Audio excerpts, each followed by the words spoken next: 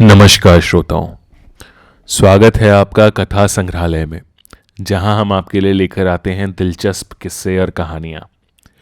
आज हम आपके लिए लेकर आए हैं मुंशी प्रेमचंद द्वारा लिखित शूद्र। तो चलिए शुरू करते हैं। माँ और बेटी एक झोंपड़ी में गांव के उस सिरे पर रहती थीं। बेटी बाग से पत्तियां बटोर लाती, माँ भाड़ झोंकती। यही उनकी जीविका थी। सेर दो सेर अनाज मिल जाता था, खाकर पड़ रहती थी। माता विधवा थी, बेटी कुंवारी, घर में और कोई आदमी ना था। माँ का नाम गंगा था और बेटी का गौरा। गंगा को कई साल से यह चिंता लगी हुई थी कि कहीं गौरा की सगाई हो जाए, लेकिन कहीं बात पक्की ना होती थी। अपने पति के मर जाने के बाद गंगा ने दूसरा कोई घर ना किया था, ना कोई दूसरा धंधा ही करती थी। इससे लोगों को संदेह हो गया था कि आखिर इसका गुजर कैसे होता है। और लोग तो छाती फाड़ फाड़ कर काम करते हैं, फिर भी पेट भर अन्न मयस्सर नहीं होता। यह स्त्री कोई धंधा नहीं करती, फिर भी माँ बेटी आराम से रहती हैं, किसी के सामने हाथ नहीं फैलाती। इसमें कुछ ना कुछ रहस्य अवश्य है। धीरे धीरे यह संदेह और भी दृढ़ हो गया और अब तक जीवित था। बिरादरी में कोई गौरा से सगाई करने पर राजी ना होता था।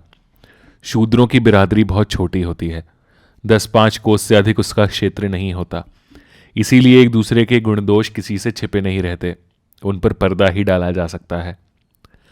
इस भ्रांति को शांत करने के लिए माँ ने बेटी के साथ कई तीर्थ यात्राएं की। उड़ीसा तक हो आई, लेकिन संदेह ना मिटा। गौरा युवती थी, सुंदरी थी, पर उसे किसी ने कुएं पर या खेतों में हंसते बोलते नहीं देखा। उसकी निगाह कभी ऊपर उठती ही ना थी, लेकिन ये बातें भी संदेह को और पुष्ट करती थीं। अवश्य कोई ना कोई रहस्य है। कोई युवती इतनी सती नहीं हो सकती। कुछ गुपचुप की बात अवश्य है। यूं ही दिन गुजरते जाते थे। बुढ़िया दिनों दिन चिंता से घुल रही थी। उधर सुंदरी की मुख छवि दिनों दिन निहरती जाती थी, कली खिलकर फूल हो रही थी। एक दिन एक परदेशी गांव से होकर निकला। 10-12 कोस से आ रहा था। नौकरी की खोज में कलकत्ता जा रहा था। रात हो गई। किसी कहार का घर पूछता हुआ गंगा के घर आया। गंगा ने उसका खूब आदर सत्कार किया। उसके लिए गेहूं का आटा लाई, घर से बर्तन निकाल कर दिए। कहार ने पकाया, खाया, लेटा। बातें होने लगी। सगाई की चर्चा छिड़ गई। कहार जवान था। गौरा पर निगाह पड़ी, उसका रंग ढंग देखा, उसकी सजल छवि आंखों में खुब गई। सगाई करने पर राजी हो गया। लौटकर घर चला गया। 2-4 गहने अपनी बहन के यहां से लाया। गांव के बजाज ने कपड़े उधार दे दिए। 2-4 भाई बंदों के साथ सगाई करने आ पहुंचा। सगाई हो गई, यहीं रहने लगा। गंगा बेटी और दामाद को आंखों से दूर ना कर सकती थी। परंतु 10 ही 5 दिनों में मंगरू के कानों में इधर उधर की बातें पड़ने लगी।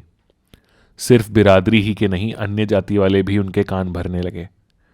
ये बातें सुन सुनकर मंगरू पछताता था कि नाहक यहां फंसा। पर गौरा को छोड़ने का ख्याल कर उसका दिल कांप उठता था। 1 महीने के बाद मंगरू अपनी बहन के गहने लौटाने गया। खाने के समय उसका बहनोई उसके साथ भोजन करने ना बैठा। मंगरू को कुछ संदेह हुआ।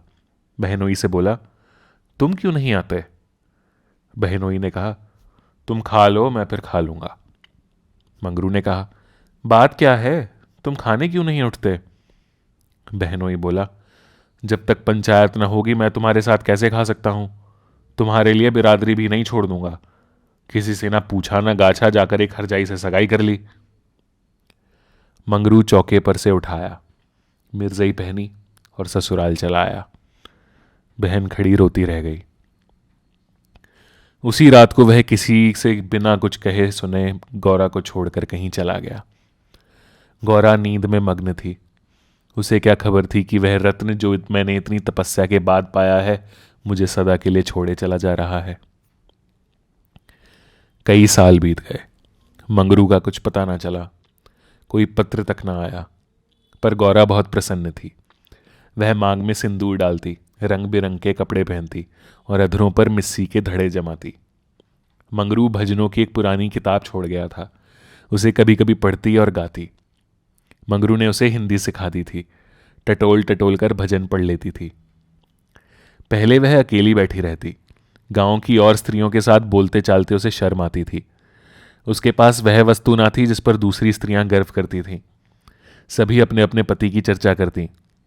गौरा का पति कहाँ था? वह किसकी बातें करती? अब उसके भी पति था। अब वह अन्य स्त्रियों के साथ इस विषय पर बातचीत करने की अधिकारिणी थी। वह भी मंगरू की चर्चा करती। मंगरू कितना स्नेहशील है, कितना सज्जन, कितना वीर। पति चर्चा से उसे कभी तृप्ति ही ना होती थी। स्त्रियां उससे अक्सर पूछती, मंगरू तुम्हें छोड़कर क्यों चले गए? गौरा कहती, क्या करते, मर्द कभी ससुराल में पड़ा रहता है? देश परदेश में निकलकर 4 पैसा कमाना ही तो मर्दों का काम है, नहीं तो मान मर्यादा का निर्वाह कैसे हो? जब कोई पूछता कि चिट्ठी पत्री क्यों नहीं भेजते, तो हंसकर कहती, अपना पता ठिकाना बताने में डरते हैं, जानते हैं ना गौरा आकर सिर पर सवार हो जाएगी।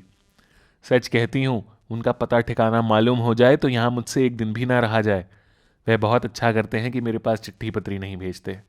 बेचारे परदेश में कहाँ घर गृहस्थी संभालते फिरेंगे।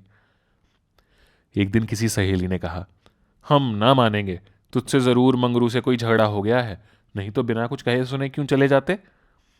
गौरा ने हंसकर कहा, बहन, अपने देवता से भी कोई झगड़ा करता है?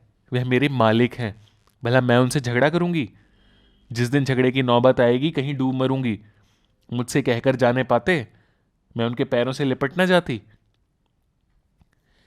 एक दिन कलकत्ता से एक आदमी आकर गंगा के पास ठहरा।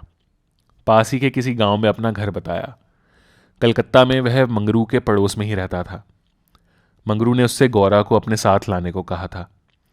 2 साड़ियां और राह खर्च के लिए रुपए भी भेजे थे।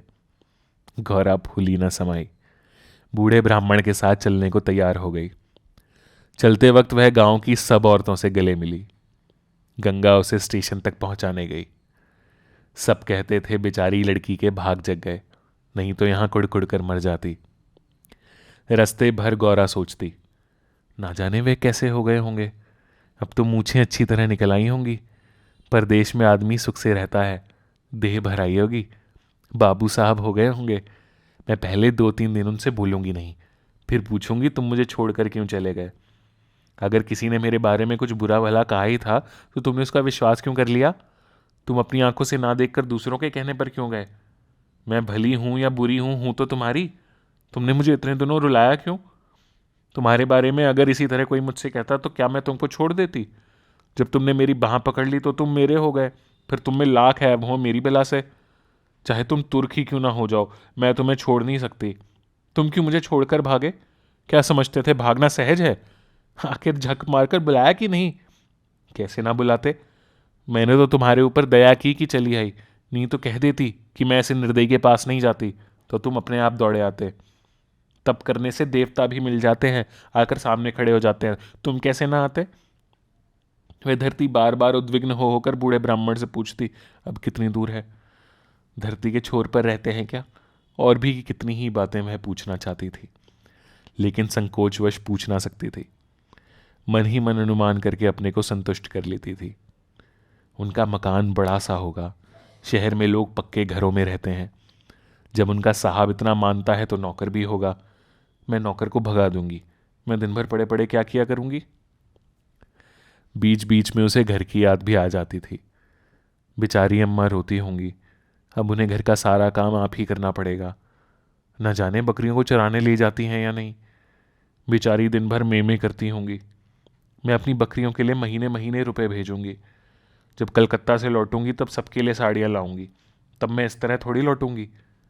मेरे साथ बहुत सा असबाब होगा, सबके लिए कोई ना कोई सौगात लाऊंगी। तब तक तो बहुत सी बकरियां हो जाएंगी। यही सुख स्वप्न देखते देखते गौरा ने सारा रास्ता काट दिया। पगली क्या जानती थी कि मेरे मान कुछ और कर्ता के मन कुछ और। क्या जानती थी कि बूढ़े ब्राह्मणों के भेष में पिशाच होते हैं। मन की मिठाई खाने में मग्न थी। तीसरे दिन गाड़ी कलकत्ता पहुंची। गौरा की छाती धड़ धड़ करने लगी। वह यहीं कहीं खड़े होंगे, अब आते ही होंगे।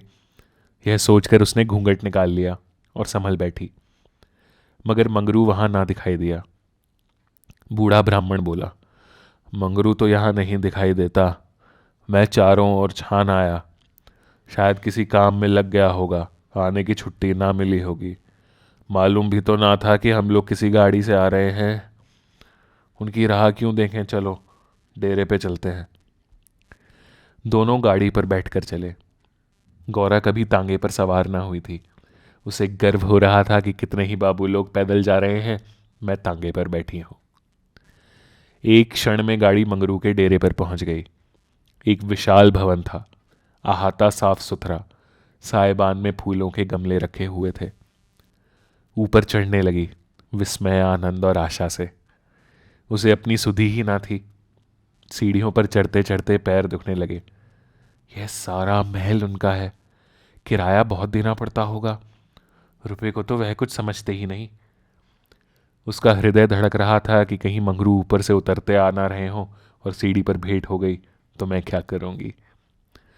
भगवान करे वह पड़े सोते रहे हों, तब मैं जगाऊं और मुझे वह देखते ही हड़बड़ा कर उठ बैठे। आखिर सीढ़ियों का अंत हुआ। ऊपर एक कमरे में गौरा को ले जाकर ब्राह्मण देवता ने बिठा दिया। यही मंगरू का डेरा था। मगर मंगरू यहां भी नदारद। कोठरी में केवल एक खाट पड़ी हुई थी। एक किनारे दो चार बर्तन रखे हुए थे। यही उनकी कोठरी है। तो मकान किसी दूसरे का है। उन्होंने ये कोठरी किराए पर ली होगी। मालूम होता है रात को बाजार में पूरियां खाकर सो रहे होंगे। यही उनके सोने की खाट है। एक किनारे घड़ा रखा हुआ था। गौरा को मारे प्यास के तालू सूख रहा था। घड़े से पानी उड़ेल कर पिया। एक किनारे पर एक झाड़ू रखा था। गौरा रास्ते की थकी थी, पर प्रेमोल्लास में थकन कहाँ। उसने कोठरी में झाड़ू लगाया, बर्तनों को धो धोकर एक जगह रखा।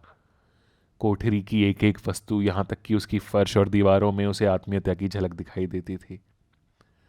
उस घर में भी जहां उसने अपने जीवन के 25 वर्ष काटे थे, उसे अधिकार का ऐसा गौरवयुक्त आनंद ना प्राप्त हुआ था। मगर उस कोठरी में बैठे बैठे उसे संध्या हो गई और मंगरू का कहीं पता नहीं। अब छुट्टी मिली होगी। सांझ को सब जगह छुट्टी होती है। अब वह आ रहे होंगे। मगर बूढ़े बाबा ने उनसे कह तो दिया ही होगा। वह क्या अपने साहब से थोड़ी देर की छुट्टी ना ले सकते थे। कोई बात होगी तभी तो नहीं आए। अंधेरा हो गया। कोठरी में दीपक ना था। गौरा द्वार पर खड़ी पति की बाट देख रही थी। जाने पर बहुत से आदमियों के चढ़ते उतरने की आहट मिलती थी। बार बार गौरा को मालूम होता था कि वह आ रहे हैं, पर इधर कोई ना आता था। 9 बजे बूढ़े बाबा आए। गौरी ने समझा मंगरू है। झटपट कोठरी के बाहर निकल आई। देखा तो ब्राह्मण। बोली, वह कहाँ रह गए? बूढ़ा बोला, उनकी तो यहां से बदली हो गई। दफ्तर में गया था तो मालूम हुआ कि वह अपने साहब के साथ यहां से कोई 8 दिन की राह पर चले गए। उन्होंने साहब से बहुत हाथ पैर जोड़े कि मुझे 10 दिन की मोहलत दे दीजिए, लेकिन साहब ने एक ना मानी। मंगरू यहां लोगों से कह गए हैं कि घर के लोग आए तो मेरे पास भेज देना। अपना पता दे गए हैं। कल मैं तुम्हें यहां से जहाज पर बिठा दूंगा। उस जहाज पर हमारे देश के और भी बहुत से होंगे, इसलिए मार्ग में कोई कष्ट ना होगा। गौरा ने पूछा, कै दिन में जहाज पहुंचेगा? बूढ़ा बोला, 8-10 दिन से कम ना लगेंगे। मगर घबराने की कोई बात नहीं। तुम्हें किसी बात की तकलीफ ना होगी। अब तक गौरा को अपने गांव लौटने की आशा थी। कभी न कभी वह अपने पति को वहां अवश्य खींच ले जाएगी। लेकिन जहाज पर बैठाकर उसे ऐसा मालूम हुआ कि अब वह फिर माता को ना देखेगी, फिर गांव के दर्शन ना होंगे। देश से सदा के लिए नाता टूट रहा है। देर तक घाट पर खड़ी रोती रही। जहाज और समुद्र देखकर उसे भय हो रहा था। हृदय दहल जाता था। शाम को जहाज खुला। उस समय गौरा का हृदय एक अक्षय भाव से चंचल हो उठा। थोड़ी देर के लिए नैराश्य ने उस पर अपना आतंक जमा लिया।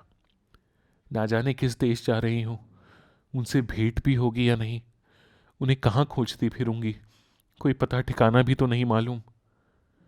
बार बार पछताती थी कि एक दिन पहले क्यों ना चली आई। कलकत्ता में भेंट हो जाती तो मैं उन्हें वहां कभी ना जाने देती। जहाज पर और कितने ही मुसाफिर थे। कुछ स्त्रियां भी थीं। उनमें बराबर गाली गलौज होती रहती थी, इसलिए गौरा को उनसे बात करने की इच्छा न होती थी। केवल एक स्त्री उदास दिखाई देती थी। गौरा ने उससे पूछा, तुम कहाँ जाती हो बहन? उस स्त्री की बड़ी बड़ी आंखें सजल हो गईं। बोली, क्या बताऊं बहन, कहाँ जा रही हूं? जहां भाग्य लिए जाता है वहीं जा रही हूं। तुम कहाँ जाती हो? गौरा बोली, मैं तो अपने मालिक के पास जा रही हूं, जहां यह जहाज रुकेगा। वह वहीं नौकर हैं। मैं कल आ जाती तो उनसे कलकत्ता में ही भेंट हो जाती। आने में देर हो गई। क्या जानती थी कि वह इतनी दूर चले जाएंगे, नहीं तो देर क्यों करती? स्त्री बोली, अरे बहन, कहीं तुम्हें भी तो कोई बहक आकर नहीं लाया है? तुम घर से किसके साथ आई हो? गौरा बोली, मेरे आदमी ने कलकत्ता से आदमी भेजकर मुझे बुलाया था। वह आदमी तुम्हारी जान पहचान का था? नहीं, उस तरफ का एक बूढ़ा ब्राह्मण था। वही लंबा सा दुबला पतला लकलक बूढ़ा, जिसकी एक आंख में फूली पड़ी हुई है? हाँ हाँ वही। क्या तुम उसे जानती हो? उसी दुष्ट ने तो मेरा भी सर्वनाश किया। ईश्वर करे उसकी सातों पुश्ते नरक भोगें, उसका निर्वश हो जाए, कोई पानी देने वाला भी ना रहे, कोढ़ी होकर मरे। मैं अपना वृत्तांत सुनाऊं तो तुम समझोगी कि झूठ है, किसी को विश्वास ना आएगा। क्या कहूं, बस सही समझ लो कि इसके कारण मैं ना घर की रह गई ना घाट की, किसी को मुंह नहीं दिखा सकती। मगर जान तो बड़ी प्यारी होती है। मिर्च के देश जा रही हूं कि वहीं मेहनत मजदूरी करके जीवन के दिन काटूं। गौरा के प्राण नहों में समा गए। मालूम हुआ जहाज अथाह जल में डूबा जा रहा है। समझ गई बूढ़े ब्राह्मण ने दगा की। अपने गांव में सुना करती थी कि गरीब लोग मिर्च में भर्ती होने के लिए जाया करते हैं, मगर जो वहां जाता है वह फिर नहीं लौटता। हे भगवान, तुमने मुझे किस पाप का यह दंड दिया? बोली, यह सब क्यों लोगों को इस तरह छल कर मिर्च भेजते हैं? स्त्री बोली, रुपए के लोभ से, और किस लिए? सुनती हूं आदमी पीछे इन सभी को कुछ रुपए मिलते हैं। गौरा सोचने लगी, अब क्या करूं? यह आशा नौका जिस पर बैठी हुई वह चली जा रही थी टूट गई थी, और अब समुद्र की लहरों के सिवा उसकी रक्षा करने वाला कोई ना था। जिस आधार पर उसने अपना जीवन भवन बनाया था वह जलमग्न हो गया। अब उसके लिए जल के सिवा और कहाँ आश्रय है? उसकी अपनी माता की, अपने घर की, अपने गांव की, सहेलियों की याद आती, और ऐसी घोर मर्म वेदना होने लगी मानो कोई सर्प अंतस्तल में बैठा हुआ बार बार डस रहा हो। भगवान, अगर मुझे यही यातना देनी थी तो तुमने जन्म ही क्यों दिया था? तुम्हें दुखिया पर दया नहीं आती? जो पिसे हुए हैं उन्हीं को पीसते हो। करुण स्वर से बोली, तो अब क्या करना होगा बहन? स्त्री बोली, यह तो वहां पहुंचकर मालूम होगा। अगर मजूरी ही करनी पड़ी तो कोई बात नहीं, लेकिन अगर किसी ने कुदृष्टि से देखा तो मैंने निश्चय कर लिया है कि या तो उसी के प्राण ले लूंगी या अपने प्राण दे दूंगी। यह कहते कहते उसे अपना वृत्तांत सुनाने की वह उत्कट इच्छा हुई जो दुखियों को हुआ करती है। बोली, मैं बड़े घर की बेटी और उससे भी बड़े घर की बहू हूं, पर अभागिनी। विवाह के तीसरे ही साल पति देव का देहांत हो गया। चित्त की कुछ ऐसी दशा हो गई कि नित्य मालूम होता है कि वह मुझे बुला रहे हैं। पहले तो आंख झपकते ही उनकी मूर्ति सामने आ जाती थी, लेकिन फिर तो यह दशा हो गई कि जागृत दशा में भी रह रहकर उनके दर्शन होने लगे। बस यही जान पड़ता था कि वह साक्षात खड़े बुला रहे हैं। किसी से शर्म के मारे कहती ना थी, पर मन में यह शंका होती थी कि जब उनका देहावसान हो गया है तो वह मुझे फिर कैसे दिखाई देते हैं। मैं इसे भ्रांति समझकर चित्त को शांत ना कर सकती। मन कहता था जो वस्तु प्रत्यक्ष दिखाई देती है वह मिल क्यों नहीं सकती? केवल वह ज्ञान चाहिए। साधु महात्माओं के सिवा ज्ञान और कौन दे सकता है? मेरा तो अब भी विश्वास है कि अभी ऐसी क्रियाएं हैं जिनसे हम मरे हुए प्राणियों से बातचीत कर सकते हैं, उनको स्थूल रूप में देख सकते हैं। महात्माओं की खोज में रहने लगी। मेरे यहाँ अक्सर साधु संत आते थे, उनसे एकांत में इस विषय में बातें किया करती थी, पर वे लोग सदुपदेश देकर मुझे टाल देते थे। मुझे सदुपदेशों की जरूरत ना थी, मैं वैधव्य धर्म खूब जानती थी। मैं तो वह ज्ञान चाहती थी जो जीवन और मरण के बीच का पर्दा उठा दे। 3 साल तक मैं इसी खेल में लगी रही। 2 महीने होते ही वही बूढ़ा ब्राह्मण सन्यासी बना हुआ मेरे यहाँ जा पहुंचा। मैंने इससे वही भिक्षा मांगी। इस धूर्त ने कुछ ऐसा माया जाल फैलाया कि मैं आंखें रहते हुए भी फंस गई। अब सोचती हूं तो अपने ऊपर आश्चर्य होता है कि मुझे उसकी इस बातों पर इतना विश्वास क्यों हुआ। मैं पति दर्शन के लिए सब कुछ झेलने को, सब कुछ करने को तैयार थी। इसने रात को अपने पास बुलाया। मैं घर वालों से पड़ोसिन के घर जाने का बहाना करके इसके पास गई। एक पीपल से इसकी धुई जल रही थी। उस विमल चांदनी में यह जटाधारी ज्ञान और योग का देवता सा मालूम होता था। मैं आकर धुई के पास खड़ी हो गई। उस समय यदि बाबा जी मुझे आग में कूद पड़ने की आज्ञा देते तो मैं तुरंत कूद पड़ती। इसने मुझे बड़े प्रेम से बैठाया और मेरे सिर पर हाथ रख के ना जाने क्या कर दिया कि मैं बेसुध हो गई। फिर मुझे कुछ नहीं मालूम कि मैं कहाँ गई, क्या हुआ। जब मुझे होश आया तो मैं रेल पर सवार थी। जी में आया कि चिल्लाऊं, पर यह सोचकर कि अब गाड़ी रुक भी गई और मैं उतर भी पड़ी तो घर में घुसने ना पाऊंगी, मैं चुपचाप बैठी रह गई। मैं परमात्मा की दृष्टि से निर्दोष थी, पर संसार की दृष्टि में कलंकित हो चुकी थी। रात को किसी युवती का घर से निकल जाना कलंकित करने के लिए काफी था। जब मुझे मालूम हो गया कि सब मुझे टापू में भेज रहे हैं तो मैंने जरा भी आपत्ति नहीं की। मेरे लिए अब सारा संसार एक सा है। जिसका संसार में कोई ना हो उसके लिए देश परदेश दोनों बराबर है। हाँ, यह पक्का निश्चय कर चुकी हूं कि मरते दम तक अपने सत की रक्षा करूंगी। विधि के हाथ में मृत्यु से बढ़कर कोई यात्रा नहीं। विधवा के लिए मृत्यु का क्या भय, उसका तो जीना और मरना दोनों बराबर हैं। बल्कि मर जाने से जीवन की विपत्तियों का तो अंत हो जाएगा। गौरा ने सोचा, इस स्त्री में कितना धैर्य और साहस है, फिर मैं क्यों इतनी कातर और निराश हो रही हूं। जब जीवन की अभिलाषाओं का अंत हो गया तो जीवन के अंत का क्या डर। बोली, बहन, हम और तुम एक जगह रहेंगी, मुझे तो अब तुम्हारा ही भरोसा है। स्त्री ने कहा, भगवान का भरोसा रखो और मरने से मत डरो। सघन अंधकार छाया हुआ था। ऊपर काला आकाश था, नीचे काला जल। गौरा आकाश की ओर ताक रही थी, उसकी संगिनी जल की ओर। उसके सामने आकाश के कुसुम थे, इसके चारों ओर अनंत अखंड अपार अंधकार था। जहाज से उतरते ही एक आदमी ने यात्रियों के नाम लिखने शुरू किए। इसका पहनावा तो अंग्रेजी था, पर बातचीत से हिंदुस्तानी मालूम होता था। गौरा सिर झुकाए अपनी संगिनी के पीछे खड़ी थी। उस आदमी की आवाज सुनकर वह चौंक पड़ी।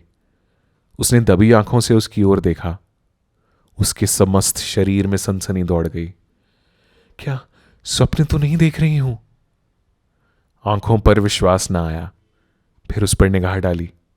उसकी छाती वेग से धड़कने लगी, पैर थर थर कांपने लगे। ऐसा मालूम होने लगा मानो चारों ओर जल ही जल है और उसमें बही जा रही हूं। उसने अपनी संगिनी का हाथ पकड़ लिया, नहीं तो जमीन पर गिर पड़ती। उसके सम्मुख वही पुरुष खड़ा था जो उसका प्राणधार था और जिससे इस जीवन में भेंट होने की उसे लेश मात्र भी आशा नहीं थी। यह मंगरू था, इसमें जरा भी संदेह न था। हां, उसकी सूरत बदल गई थी। यौवन काल का वह कांतिमय साहस सदै छवि नाम को भी ना थी। बाल खिचड़ी हो गए थे, गाल पिचके हुए, लाल आंखों से कुवासना और कठोरता झलक रही थी। पर था वह मंगरू। गौरा के जी में प्रबल इच्छा हुई कि स्वामी के पैरों से लिपट जाऊं। चिल्लाने को जी चाहा, पर संकोच ने मन को रोका। बूढ़े ब्राह्मण ने बहुत ठीक कहा था। स्वामी ने अवश्य मुझे बुलाया था और आने से पहले यहां चले आए। उसने अपनी संगिनी के कान में कहा, बहन, तुम उस ब्राह्मण को व्यर्थ ही बुरा कह रही थी। यही तो वे हैं जो यात्रियों के नाम लिख रहे हैं। स्त्री बोली, सच? खूब पहचानी हो? गौरा बोली, बहन, क्या इसमें भी हो सकता है? स्त्री बोली, तब तो तुम्हारे भाग जग गए, मेरी भी सुधि लेना।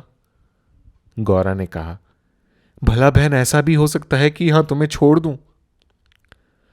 मंगरू यात्रियों से बात बात पर बिगड़ता था, बात बात पर गालियां देता था। कई आदमियों को ठोकर मारे और कई को केवल गांव का जिला ना बता सकने के कारण धक्का देकर गिरा दिया। गौरा मन ही मन गड़ी जाती थी। साथ ही अपने स्वामी के अधिकार पर उसे गर्व भी हो रहा था। आखिर मंगरू उसके सामने आकर खड़ा हो गया और कुचेष्टापूर्ण नेत्रों से देखकर बोला, तुम्हारा क्या नाम है? गौरा ने कहा, गौरा। मंगरू चौंक पड़ा। फिर बोला, घर कहाँ है? मदनपुर जिला बनारस। ये कहते कहते हंसी आ गई। मंगरू ने अब की उसकी ओर ध्यान से देखा, तब लपक कर उसका हाथ पकड़ लिया और बोला, गौरा, तुम यहां कहां? मुझे पहचानती हो? गौरा रो रही थी, मुंह से बात ना निकलती थी। मंगरू फिर बोला, तुम यहां कैसे आई? गौरा खड़ी हो गई, आंसू पोंछ डाले और मंगरू की ओर देखकर बोली, तुम्ही ने तो बुला भेजा था। मंगरू बोला, मैं तो 7 साल से यहां हूं। गौरा बोली, तुमने उस बूढ़े ब्राह्मण से मुझे लाने को नहीं कहा था? मंगरू ने कहा, कह तो रहा हूं मैं 7 साल से यहां हूं, मरने पर ही यहां से जाऊंगा, भला तुम्हें क्यों बुलाता? गौरा को मंगरू से इस निष्ठुरता की आशा न थी। उसने सोचा कि अगर यह सत्य भी हो कि इन्होंने मुझे नहीं बुलाया तो भी इन्हें मेरा यूं अपमान ना करना चाहिए था। क्या वह समझते हैं कि मैं इनकी रोटियों पर आई हूं? ये तो इतने ऊंचे स्वभाव के ना थे, शायद दर्जा पाकर इन्हें मद हो गया है। नारी सुलभ अभिमान से गर्दन उठाकर उसने कहा, तुम्हारी इच्छा हो तो अब यहां से लौट जाऊं, तुम्हारे ऊपर भार बनना नहीं चाहती। मंगरू कुछ लज्जित होकर बोला, अब तुम यहां से लौट नहीं सकती गौरा, यहां आकर बिरला ही कोई लौटता है। यह कहकर वह कुछ देर चिंता में मग्न खड़ा रहा, मानो संकट में पड़ा हुआ हो कि क्या करना चाहिए। उसकी कठोर मुखाकृति पर दीनता का रंग झलक पड़ा। तब कातर स्वर में बोला, जब आ ही गई हो तो रहो, जैसी कुछ पड़ेगी देखी जाएगी। गौरा बोली, जहाज फिर कब लौटेगा? मंगरू ने कहा, तुम यहां से 5 बरस के पहले नहीं जा सकती। क्यों, क्या कुछ जबरदस्ती है? हां, यहां का यही हुक्म है। तो फिर मैं अलग मजूरी करके अपना पेट पालूंगी। मंगरू ने सजल नेत्र होकर कहा, जब तक मैं जीता हूं तुम मुझसे अलग नहीं रह सकती, तुम्हारे ऊपर भार बनकर ना रहूंगी। मैं तुम्हें भार नहीं समझता गौरा, लेकिन यह जगह तुम जैसी देवियों के रहने लायक नहीं है, नहीं तो अब तक मैंने तुम्हें कब का बुला लिया होता। वही बूढ़ा आदमी जिसने तुम्हें बहकाया मुझे घर से आते समय पटने में मिल गया और झांसे देकर मुझे यहां भर्ती कर दिया। तब से यहीं पड़ा हूं। चलो मेरे घर में रहो, वहां बातें होंगी। ये दूसरी औरत कौन है? गौरा बोली, यह मेरी सखी है, इन्हें भी बूढ़ा बहका लाया। यह तो किसी कोठी में जाएंगी। इन सब आदमियों की बांट होगी, जिसके हिस्से में जितने आदमी आएंगे उतने हर एक कोठी में भेजे जाएंगे। यह तो मेरे साथ रहना चाहती हैं। अच्छी बात है, इन्हें भी लेती चलो। यात्रियों के नाम तो लिखे ही जा चुके थे। मंगरू ने उन्हें एक चपरासी को सौंपकर दोनों औरतों के साथ घर की राह ली। दोनों ओर सघन वृक्षों की कतारें थीं। जहां तक निगाह जाती थी ऊख ही ऊख दिखाई देती थी। समुद्र की ओर से शीतल निर्मल वायु के झोंके आ रहे थे।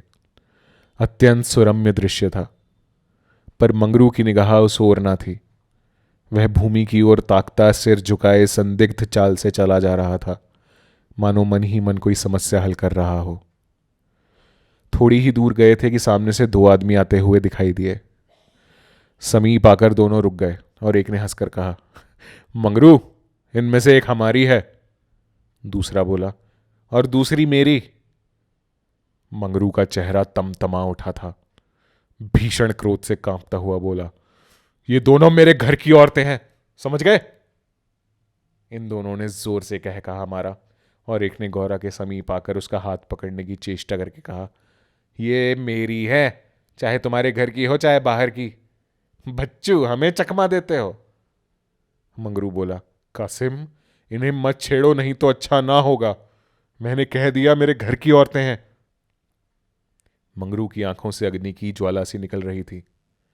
वह दोनों के उसके मुख का भाव देखकर कुछ सहम गए और समझ लेने की धमकी देकर आगे बढ़े। किंतु मंगरू के अधिकार क्षेत्र से बाहर पहुंचते ही एक ने पीछे से ललकार कर कहा, देखें कहां लेके जाते हो। मंगरू ने उधर ध्यान नहीं दिया, जरा कदम बढ़ाकर चलने लगा, जैसे संध्या के एकांत में हम कब्रिस्तान के पास से गुजरते हैं, हमें पग पग पर यह शंका होती है कि कोई शब्द कान में ना पड़ जाए, कोई सामने आकर ना खड़ा हो जाए, कोई ज़मीन के नीचे से कफन ओढ़े उठना खड़ा हो। गौरा ने कहा, ये दोनों बड़े शोधे थे। मंगरू बोला, और मैं किस लिए कह रहा था कि यह जगह तुम जैसी स्त्रियों के रहने लायक नहीं है।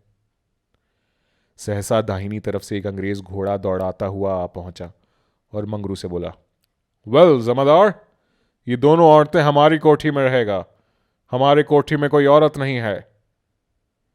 मंगरू ने दोनों औरतों को अपने पीछे कर लिया और सामने खड़ा होकर बोला, साहब ये दोनों हमारे घर की औरतें हैं। साहब बोला, ओहो तुम झूठा आदमी, हमारी कोठी में कोई औरत नहीं है और तुम दो को ले जाएगा, ऐसा नहीं हो सकता है। गौरा की ओर इशारा करके बोला, इसको हमारी कोठी पर पहुंचा दो। मंगरू ने सिर से पैर तक कांपते हुए कहा, ऐसा नहीं हो सकता साहब। मगर साहब आगे बढ़ गया था, उसके कान में बात ना पहुंची। उसने हुक्म दे दिया था और उसकी तामील करना जमादार का काम था। शेष मार्ग निर्विघ्न समाप्त हुआ। आगे मजूरों के रहने की मिट्टी के घर थे। द्वारों पर स्त्री पुरुष जहां तहां बैठे हुए थे। सभी इन दोनों स्त्रियों की ओर घूरते थे और आपस में इशारे करके हंसते थे। गौरा ने देखा कि उनमें छोटे बड़े का लिहाज नहीं है, ना किसी की आंखों में शर्म है। एक भतैसल औरत ने हाथ पर चिलम पीते हुए अपनी पड़ोसन से कहा, 4 दिन की चांदनी फिर अंधेरी पाक। दूसरी अपनी चोटी गूंथती हुई बोली, कलोर है ना। मंगरू दिन भर द्वार पर बैठा रहा, मानो कोई किसान अपने मटर के खेत की रखवाली कर रहा हो। कोठरी में दोनों स्त्रियां बैठी अपने नसीबों को रो रही थीं।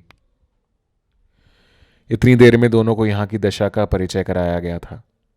दोनों भूखी प्यासी बैठी थीं। यहां का रंग देखकर भूख प्यास सब भाग गई थी। रात के 10 बजे होंगे कि एक सिपाही ने आकर मंगरू से कहा, चलो तुम्हें जंट साहब बुला रहे हैं। मंगरू ने बैठे बैठे कहा, देखो नब्बी, तुम भी हमारे देश के आदमी हो, कोई मौका पड़े तो हमारी मदद करोगे ना। जाकर साहब से कह दो मंगरू कहीं गया है, बहुत होगा जुर्माना कर देंगे। नब्बी बोला, ना भैया, गुस्से में भरा बैठा है, पिए हुए हैं, कहीं मार चले तो बस चमड़ा इतना मजबूत नहीं है। मंगरू बोला, अच्छा तो जाकर कह दो नहीं आता। नब्बी बोला, मुझे क्या, जाकर कह दूंगा, पर तुम्हारी खैरियत नहीं है कि बंगले पर चला। यही वही साहब थे जिनसे आज तुम्हारी भेंट हुई थी। मंगरू जानता था कि साहब से बिगाड़ करके यहां एक क्षण भी निर्वाह नहीं हो सकता। जाकर साहब के सामने खड़ा हो गया। साहब ने दूर से ही डांटा, वह औरत कहां है, तुमने उसे अपने घर में क्यों रखा है। मंगरू बोला, हुजूर वह मेरी ब्याहता औरत है हुजूर। साहब बोला, अच्छा वह दूसरा कौन है। मंगरू बोला, वह मेरी सगी बहन है हुजूर। साहब ने कहा, हम कुछ नहीं जानता, तुमको लाना पड़ेगा, दो में से कोई एक। मंगरू पैरों में गिर पड़ा और रो रो कर अपनी सारी राम कहानी सुना गया, पर साहब जरा भी ना पसीजे।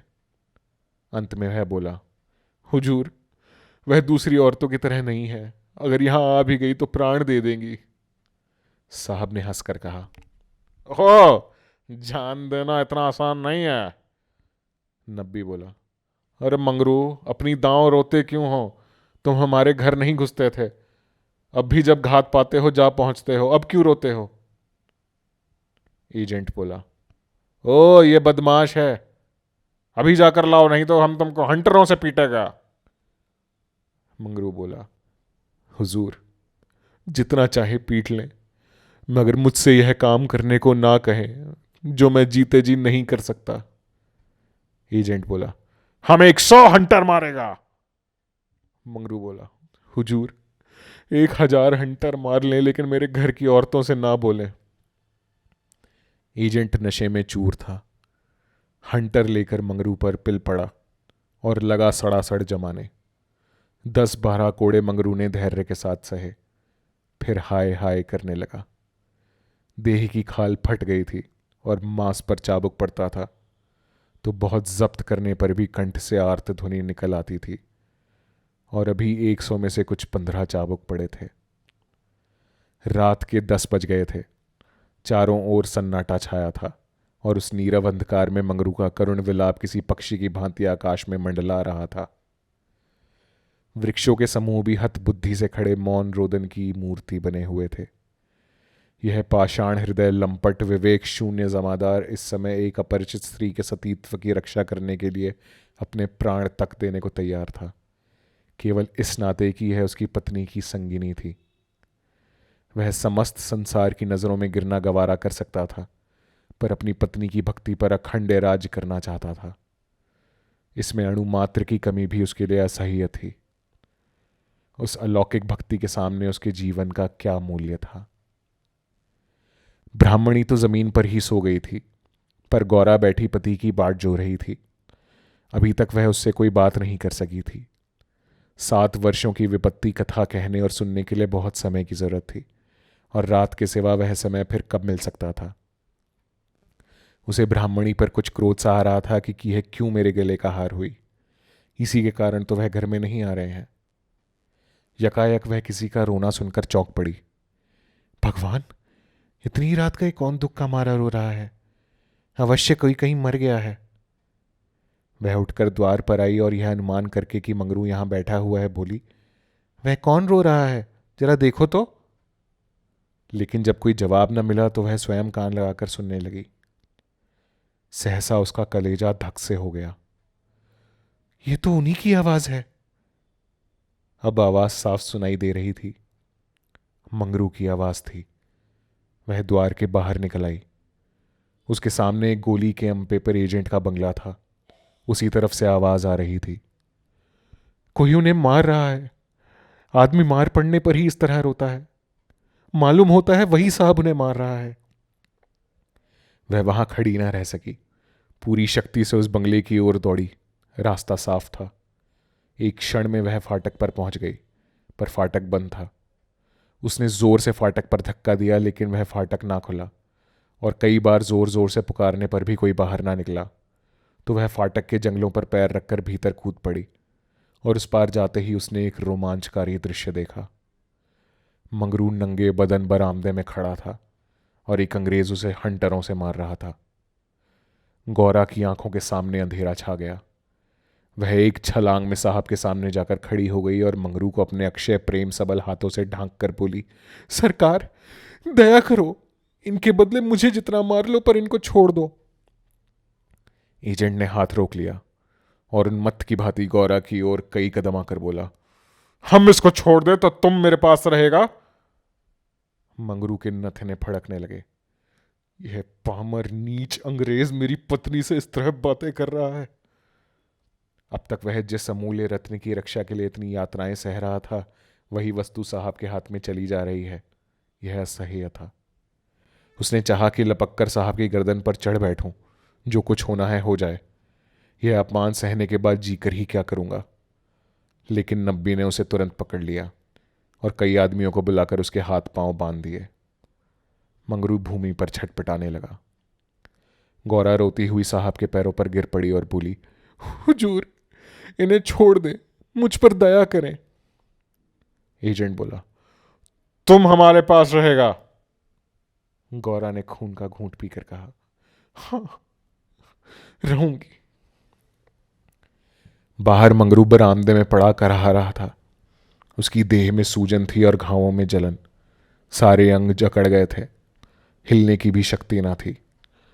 हवा घावों में शर के समान चुभती थी, लेकिन यह व्यथा वह सह ना सकता था। असह्य यह था कि साहब गौरा के साथ इसी घर में विहार कर रहा है और मैं कुछ नहीं कर सकता। उसे अपनी पीड़ा भूल सी गई थी। कान लगाए सुन रहा था कि उनकी बातों की भनक कान में पड़ जाए तो देखूं क्या बातें हो रही हैं। गौरा अवश्य चिल्लाकर भागेगी और साहब उसके पीछे दौड़ेगा। अगर मुझसे उठा जाता तो उस वक्त बच्चा को खोदकर गाड़ ही देता। लेकिन बड़ी देर हो गई, ना तो गौरा चिल्लाई, ना बंगले से निकलकर भागी। वह उस सजे सजाए कमरे में साहब के साथ बैठी सोच रही थी, क्या इनमें तनिक भी दया नहीं है? मंगरू का पीड़ा क्रंदन सुन सुनकर उसके हृदय के टुकड़े हुए जाते थे। क्या इसके अपने भाई बंद माँ बहन नहीं है? माता यहाँ होती तो इसे इतना अत्याचार ना करने देती। मेरी अम्मा लड़कों पर कितना बिगड़ती थी जब वे किसी पेड़ को ढेले चलाते देखती थी। पेड़ में भी प्राण होते हैं। क्या इसकी माता इसे एक आदमी के प्राण लेते देखकर भी इसे मना ना करती? साहब शराब पी रहा था और गौरा गोश्त काटने का छुरा हाथ में लिए खेल रही थी। सहसा गौरा की निगाह एक चित्र की ओर गई। उसमें एक माता बैठी हुई थी। गौरा ने पूछा, साहब ये किसकी तस्वीर है? साहब ने शराब का गिलास मेज पर रखकर कहा, ओ ये हमारे खुदा की मां मरियम है। गौरा बोली, बड़ी अच्छी तस्वीर है। क्यों साहब, तुम्हारी मां जीती है ना? साहब बोला, वह मर गया। जब हम यहां आया तो वह बीमार हो गया। हम उसको देख भी नहीं सका। साहब के मुखमंडल पर करुणा की एक झलक दिखाई दी। गौरा बोली, तब तो उन्हें बड़ा दुख हुआ होगा। तुम्हें अपनी माता का प्यार नहीं था। वह रो रो कर मर गई और तुम देखने भी नहीं गए। तभी तुम्हारा दिल कड़ा है। साहब बोला, नहीं नहीं, हम अपनी माता को बहुत चाहता था। वैसी औरत दुनिया में ना होगी। हमारा बाप हमको बहुत छोटा सा छोड़कर मर गया था। माता ने कोयले की खान में मजदूरी करके हमको पाला। गौरा बोली, तब तो वह देवी थी साहब। इतनी गरीबी का दुख सहकर भी तुम्हें दूसरे पर तरस नहीं आता। क्या वह दया की देवी तुम्हारी बेदर्दी देखकर दुखी ना होती होंगी? उनकी कोई तस्वीर है तुम्हारे पास? साहब बोला, और हमारे पास उनकी कई फोटो हैं। देखो वह उन्हीं की तस्वीर है, वह दीवार पर। गौरा ने समीप जाकर तस्वीर देखी और करुण स्वर में बोली, सचमुच देवी थी। जान पड़ता है दया की देवी है। वह तुम्हें कभी मारती थी कि नहीं? मैं तो जानती हूं वह कभी किसी पर ना बिगड़ती होंगी। बिल्कुल दया की मूर्ति है। साहब बोला, वो मामा हमको कभी नहीं मारता था। वह बहुत गरीब था, पर अपनी कमाई में कुछ ना कुछ जरूर खैरात करता था। किसी बेबाप के बाग को देखकर उसका आंखों में आंसू भर जाता था। वह बहुत ही दयावान था। गौरा ने तिरस्कार के स्वर में कहा, और उसी देवी के पुत्र होकर तुम इतने निर्दयी हो। क्या वे होती तो तुम्हें किसी और पर इस तरह अत्याचारों को करने देती, इस तरह हत्यारों की भांति मारने देती? वे सरग में रो रही होंगी। सरग नरक तो तुम्हारे यहां भी होगा। ऐसी देवी के पुत्र कैसे हो गए? गौरा को यह बातें कहते हुए जरा भी भय ना होता था। उसने अपने मन में एक दृढ़ संकल्प कर लिया था और अब उसे किसी प्रकार का भय ना था। जान से हाथ धो लेने का निश्चय कर लेने के बाद भय की छाया भी नहीं रह जाती। किंतु वह हृदय शून्य अंग्रेज इन तिरस्कारों पर आग हो जाने के बदले और भी नर्म होता जाता था। गौरा मानवीय भावों से कितनी ही अनभिज्ञ हो, पर इतना जानती थी कि अपनी जननी के लिए प्रत्येक हृदय में, चाहे वह साधु का हो या कसाई का, आदर और प्रेम का एक कोना सुरक्षित रहता है। ऐसा भी कोई अभागा प्राणी है जिसे मातृ स्नेह की स्मृति थोड़ी देर के लिए रुला ना देती हो, उसके हृदय के कोमल भाव को जगा ना देती हो। साहब की आंखें डबडबा गई थी। सिर झुकाए बैठा रहा। गौरा ने फिर उसी ध्वनि में कहा, तुमने उनकी सारी तपस्या धूल में मिला दी। जिस देवी ने मर मर कर तुम्हारा पालन किया, उसी को मरने के पीछे इतना कष्ट दे रहे हो। क्या इसीलिए माता अपने पुत्र को अपना रक्त पिला पिला कर पालती है? अगर वह बोल सकती तो क्या चुप बैठी रहती? तुम्हारे हाथ पकड़ सकती तो ना पकड़ती? मैं तो समझती हूं वह जीती होती तो इस वक्त विष खाकर मर जाती। साहब अब जब्त ना कर सके। नशे में क्रोध की भांति ग्लानि का वेग सहज ही में उठाता है। दोनों हाथों से मुंह छिपाकर साहब ने रोना शुरू किया और इतना रोया कि हिचकी बन गई। माता के चित्र के सम्मुख जाकर वह कुछ देर तक खड़ा रहा, मानो माता से क्षमा मांग रहा हो। तब आकर आर्द्र कंठ से बोला, हमारे माता को अब कैसे शांति मिलेगा? हमारे सबब से उसको स्वर्ग में सुख नहीं मिला। हम कितना अभागा है। गौरा बोली, अभी जरा देर में तुम्हारा मन बदल जाएगा और फिर तुम दूसरों पर अत्याचार करने लगोगे। साहब बोला, नहीं नहीं, अब हम मामा को कभी दुख नहीं देगा। हम अभी मंगरू को अस्पताल भेजता है। रात ही को मंगरू अस्पताल पहुंचा दिया गया। एजेंट खुद उसको पहुंचाने आया। गौरा भी उसके साथ थी। मंगरू को ज्वर हुआ आया था, बेहोश पड़ा हुआ था। मंगरू ने 3 दिन आंखें ना खोली और गौरा तीनों दिन उसके पास बैठी रही, एक क्षण के लिए भी वहां से ना हटी। एजेंट भी कई बार हालचाल पूछने आ जाता और हर मर्तबा गौरा से क्षमा मांगता। चौथे दिन मंगरू ने आंखें खोली तो देखा गौरा सामने बैठी हुई है। गौरा उसे आंखें खोलते देखकर पास आ खड़ी हुई और बोली, अब कैसा जी है? मंगरू ने कहा, तुम यहां कब आई? गौरा बोली, मैं तो यहां तुम्हारे साथ ही आई थी, तब से यही हूं। मंगरू बोला, साहब के बंगले में क्या जगह नहीं है?